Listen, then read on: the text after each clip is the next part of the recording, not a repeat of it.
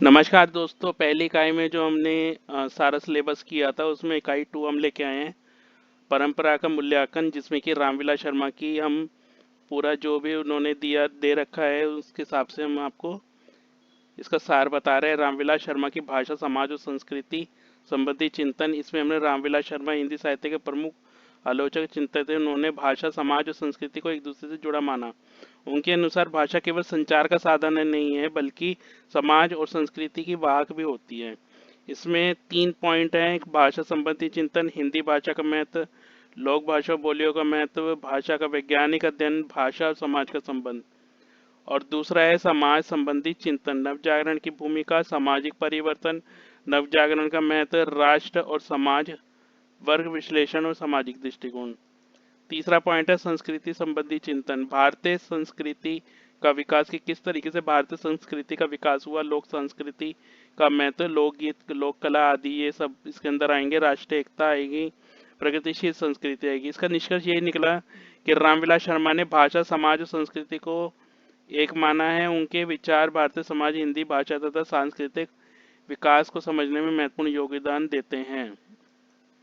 इसका दूसरा प्रश्न है भक्ति आंदोलन, और इसके साथ ही होगा भक्ति काव्य।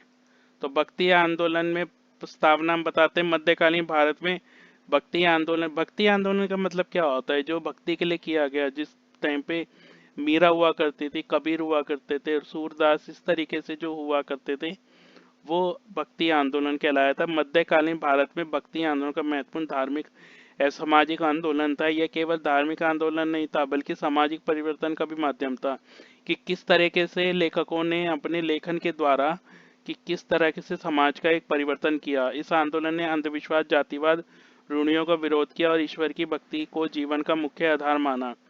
भक्ति काव्य संतों ने जन भाषाओं में अपने विचार व्यक्त किए।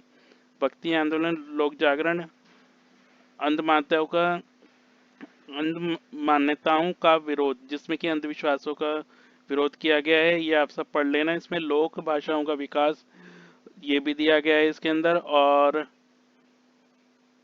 राष्ट्रीय चेतना का प्रभाव पड़ा है कि किस तरीके से लोग राष्ट्र के लिए, जाति, वर्ग और क्षेत्रों के लिए एक सूत्र बांधने का कार्य किया।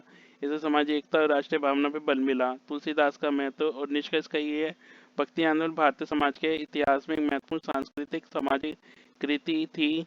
इसने धार्मिक, सामाजिक समानता, लोक भाषा और मानवता के मूल्यों को बढ़ावा दिया। इसलिए भक्ति आंदोलन राष्ट्रीय संस्कृति और अमूल्य धरोहर का माना जाता है। ठीक है, अब इससे अगला हम आगे जाते हैं।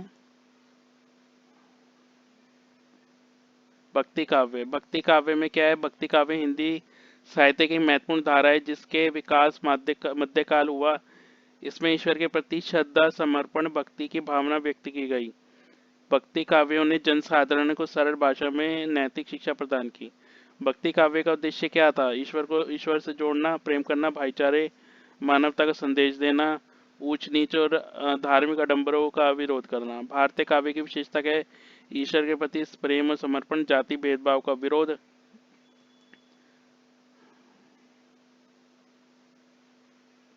सरल और सहज भाषा, गुरु का महत्व, लोकमंगल की भावना, व्यक्ति और समाज का चित्रण।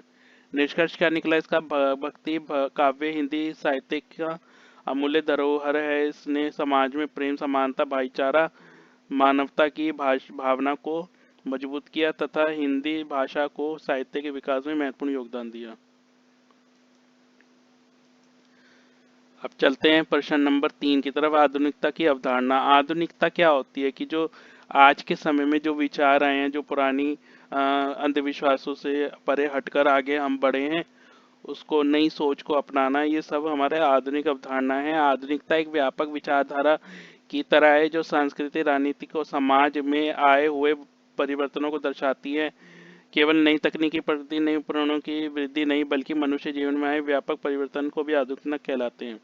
इसकी विशेषता क्या है? नई सोच को अपनाना, अंधविश्वास का विरोध करना, बदलाव स्वीकार करना, कि किस तरीके से हमारे समाज में बदलाव आए उसको स्वीकार करना, शिक्षा और ज्ञान का प्रसार करना, स्वतंत्रता, विज्ञान और तकनीकी का विकास, जीवन आसान और तेज होना, समाज में जागरूकता, ये सब इसके आधुनिकता के की अवधारणा है और विशेषता है। दूसरी इकाई खत्म हो चुकी है, अब तीसरी इकाई पे हम आ गए हैं, जिसमें की है हिंदी जाति के सांस्कृतिक इतिहास की स्वरूपरेखा रूपरेखा। हिंदी जाति का तात्पर्य किसी एक जाति नहीं होती, बल्कि उन लोगों के बड़े सांस्कृतिक समुदाय से है जो हिंदी भाषा बोलते हैं तथा उनकी एक साझा सांस्कृतिक पहचान होती है। यह किसी एक रक्त या वंश से नहीं बनती है। तो इसके पॉइंट क्या रहेंगे? प्राचीन साहित्य, प्राचीन भारतीय संस्कृति, मध्यकालीन काल जैसे भक्ति आंदोलन का प्रभाव, लोक संस्कृति का विकास जैसे लोकगीत, कहावतें, कथाएं जो कि हिंदी में लिखे गई हैं।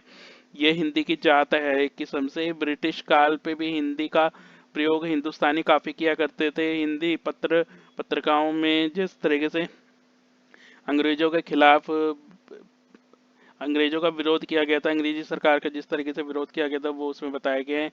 हिंदी नव जागरण, हिंदी के द्वारा नया नव जागरण किया गया है आधुनिक काल में। और स्वतंत्रता के बाद भी हिंदी का उतना ही प्रभाव पड़ा है। हिंदी को राजभाषा और को बनाया गया और उसको संविधान में उसका दर्जा दिया गया। इस तरीके से हिंदी एक जाति ना हो के सांस्कृतिक इतिहास की धरोहर है।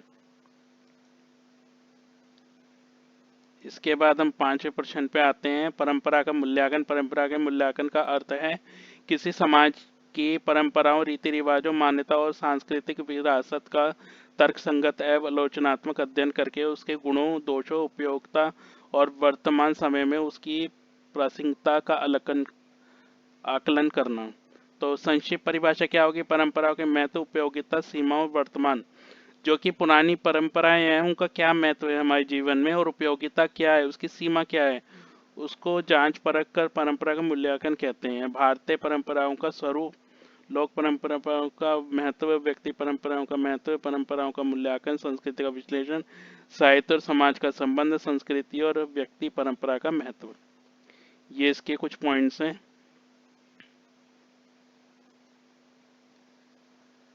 तीसरी यूनिट भी खत्म हो गई है, इकाई खत्म हो गई है। अब चौथी इकाई पे हम आ गए हैं। हमने मेन इसमें कुछ प्रश्न रखे हैं जो कि आपको पेपर में सीधा ही आपको फायदा देंगे। तो आप इसको 2 से 3 बारी वीडियो को एक बारी देख लें तो आपको ज़्यादा बेनिफिट रहेगा। इसमें भारत तेंदुए हरिश्वंत के बारे में बोला गया है कि जिसमें कि भारत तेंदुए हरिश्वंत का जन्म 9, हमने थोड़ा सा इसका जीवन परिचय इसमें दिया है कि 9 सितंबर 1850 को उत्तर प्रदेश के वाराणसी में हुआ। ये आधुनिक हिंदी साहित्य के जन्मदाता माने जाते हैं। उनके पिता का नाम गोपाल चंद्र था और जो प्रसिद्ध कवि थे, माता का नाम पार्वती देवी था। उनके माता पिता का निधन बचपन में ही हो गया था, इसलिए उन्होंने अपने जीवन में कई संघर्षों का सामना किया। उन्होंने हिंदी साहित्य, नाटक लेखन, व्यंग, पत्रिकाओं क्षेत्रों में महत्वपूर्ण योगदान दिया। 6 जनवरी 1885 में मात्र 34 वर्ष की आयु में उनका निधन हो गया। वो बहुत ही प्रसिद्ध एक लेखक थे जिन्होंने काफी तरीके की रचनाएं की थी, जैसे अंधेर नगरी, भारत, दूरदर्शा, नील देवी, सत्य हरिश्चंद्र आदि शामिल हैं। उनकी विशेषता क्या है? भारतीय चेतना का विकास किया उन्होंने, समाज सुधार की भावना, आधुनिक गद्य का विकास, नाटक, निबंध और कविता का विकास, अंग्रेजी शासन की आलोचना की। उन्होंने अपनी कविताओं और अपने निबंधों और अपने सब रचनाओं के जरिए अंग्रेजी शासन को की आलोचना की, उनका विरोध किया। स्त्री शिक्षा पर बल दिया इन्होंने बहुत ज्यादा। अगला आता है 7वां क्वेश्चन, जयशंकर प्रसाद। ये शायद हमारा आखिरी प्रश्न है। जयशंकर प्रसाद साहित्य में लोक जीवन की विशेषता। जयशंकर प्रसाद का क्या इसमें प्रतिष्ठान है? तो सामान्य जन का महत्व। प्रसाद केवल राजा महाराजाओं का ही नहीं, सामान्य जन के जीवन का भी चित्रण करते थे। मजदूर, स्त्री, किसान आदि का भी वर्णन करते थे। मतलब वो कि खाली राजा महाराजा और जो राजवंश थे उनके ऊपर ही खाली कहानी नहीं लिखा करते थे, वो आम सामान्य जीवन पे भी कहानी लिखा करते थे। किसान के ऊपर, स्त्री की दुर्दशा पे, मजदूर की दशा पे, इन पे भी सब पे वो अपने रचनाएं करते थे। भारतीय संस्कृति का चित्रण दिखाते थे। मनुष्य का महत्व, नारी का सम्मान, शक्ति चेतना, सामाजिक समस्याओं का चित्रण, ये सब उनके विशेषता थी, उनकी लोक जीवन की विशेषता थी। जयशंकर प्रसाद का साहित्य भारतीय संस्कृति, मानवता, नारी और सम्मान, सामाजिक चेतना का सशक्त दर्पण है।